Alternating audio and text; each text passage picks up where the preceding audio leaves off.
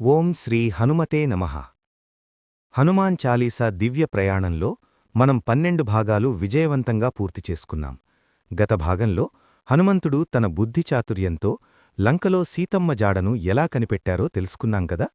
ఈరోజు 13వ భాగంలో సమయం గడుస్తున్న కొద్దీ ప్రాణసంకటంలో ఉన్న లక్ష్మణస్వామిని కాపాడటానికి హనుమంతుడు చేసిన సాహసం, ప్రకృతిని సైతం శాసించిన ఆయన శక్తి గురించి అద్భుతమైన విషయాలు మాట్లాడుకుందాం.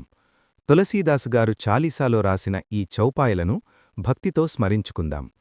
లాయ సంజీవన లఖన జియాయే శ్రీరఘుబీర హరషి ఉరలాయే రఘుపతి కీన్హి బహుత బడాయి తుమ మమ ప్రియ భరతహి సమభాయి. ఈ 2 లైన్లలో హనుమంతుని సేవానిరతి, శ్రీరామునిపై ఆయనకున్న అచంచలమైన భక్తి మరియు రాముడి హృదయంలో ఆంజనేయుడికున్న స్థానం స్పష్టంగా కనిపిస్తాయి. ఒక్కో పదం వెనుక ఉన్న భావాన్ని ఇప్పుడు లోతుగా చూద్దాం. సంజీవనీ పర్వతం అసాధ్యమైన విజయం. రావణుని కుమారుడు ఇంద్రజిత్తు ప్రయోగించిన నాగపాసం లేదా శక్తి ఆయుధం వల్ల లక్ష్మణస్వామి మూర్ఛపోతారు. సూర్యోదయానికి ముందే సంజీవనీ మూలికను తీసుకురాకపోతే లక్ష్మణుని ప్రాణాలు దక్కవని వైద్యుడు సుషేనుడు చెబుతాడు. అప్పుడు హనుమంతుడు వాయువేగంతో హిమాలయాలకు బయలుదేరుతారు. అక్కడ మూలికలను గుర్తించలేక సమయం వృధా చేయకూడదనే ఉద్దేశంతో ఏకంగా సంజీవనీ పర్వతాన్నే తన అరచేతిపై ఎత్తుకుని లంకకు బయలుదేరుతారు. లాయ సంజీవన లఖన జియాయే అంటే ఆ సంజీవనిని తెచ్చి లక్ష్మణుడికి పునర్జన్మ ప్రసాదించారని అర్థం. శ్రీరాముని ఆలింగనం మరియు ప్రశంస. తమ్ముడి ప్రాణాలను కాపాడిన హనుమంతుణ్ణి చూసి శ్రీరామచంద్రుడు అమితానందంతో హరషి ఉరలాయే అంటే పొంగిపోయిన హృదయంతో హనుమంతుణ్ణి గాఢంగా కౌగిలించుకున్నారు.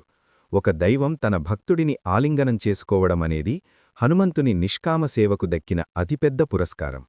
రఘుపతి కీన్హీ బహుత బడాయి అంటే రాముడు హనుమంతుణ్ణి ఎంతో గొప్పగా శ్లాఘించారు. ప్రేక్షకమిత్రులారా, ఆపదలో ఉన్నప్పుడు ధైర్యం కోల్పోకుండా అసాధ్యమైన పనిని కూడా సుసాధ్యం చేయడం హనుమంతుడి నుండే నేర్చుకోవాలి. ఈ వీడియో మీకు నచ్చుతున్నట్లయితే వెంటనే లైక్ చేయండి. మీ సపోర్టు మాకు మరిన్ని మంచి వీడియోలు చేయడానికి ప్రేరణనిస్తుంది. భరతునితో సమానమైన సోదరుడు. ఈ భాగంలో అత్యంత కీలకమైన మాట ఏమిటంటే తుమ మమ ప్రియ భరతహి సమభాయి. శ్రీరాముడికి తన తమ్ముడైన భరతుడంటే ప్రాణం. అలాంటి భరతుడితో సమానంగా హనుమంతుణ్ణి తన సోదరుడిగా శ్రీరాముడు స్వీకరించారు. కులం, జాతి అనే భేదాలు లేకుండా కేవలం భక్తి, ప్రేమ ఉంటే భగవంతుడు మనల్ని తన సొంత సోదరుడిలా చూసుకుంటాడని ఈ ఘట్టం నిరూపిస్తుంది. లక్ష్మణుడికి కాపాడటానికి వెళ్లే క్రమంలో అయోధ్యలో భరతుడితో హనుమంతుడు జరిపిన సంభాషణ వారిద్దరి మధ్య ఉన్న బంధాన్ని మరింత బలపరిచింది. మిత్రులారా, హనుమాన్ చాలీసా పారాయణం మనకు కేవలం పుణ్యాన్ని మాత్రమే కాదు, క్లిష్ట పరిస్థితుల్లో ఎలా నిర్ణయాలు తీసుకోవాలో నేర్పిస్తుంది. ఇలాంటి ఆధ్యాత్మిక రహస్యాలను నిత్యం తెలుసుకోవడానికి ఇప్పుడే మన విలేజ్ కథల ఛానల్ని సబ్స్క్రైబ్ చేసుకోండి. నోటిఫికేషన్స్ కోసం బెల్ ఐకాన్ క్లిక్ చేయడం మర్చిపోకండి. ముగింపు మరియు సందేశం. హనుమంతుడు తెచ్చిన సంజీవని లక్ష్మణుడికి ఎలాగైతే ప్రాణాన్ని పోసిందో, మనం చదివే ఈ చాలీసా మనలోని నిరాశను తొలగించి కొత్త ఉత్సాహాన్ని నింపుతుంది. రామకార్యం కోసం ఎంతటి కష్టాన్నైనా భరించే ఆ స్వామి మన వెంటే ఉండి మన సమస్యలను తీరుస్తాడనే నమ్మకమే మనకు శ్రీరామరక్ష. వచ్చే 14వ భాగంలో హనుమంతుని 1000 ముఖాల కీర్తి గురించి, దేవతలు, మునులు ఆయనను ఎలా కొనియాడారో మరియు సహస్రవదన అంటే ఏమిటో చాలా ఆసక్తికరంగా తెలుసుకుందాం. ఆ అద్భుత ఘట్టం కోసం వేచి ఉండండి. ఈ వీడియోను మీ మిత్రులకు, కుటుంబ సభ్యులకు షేర్ చేయండి.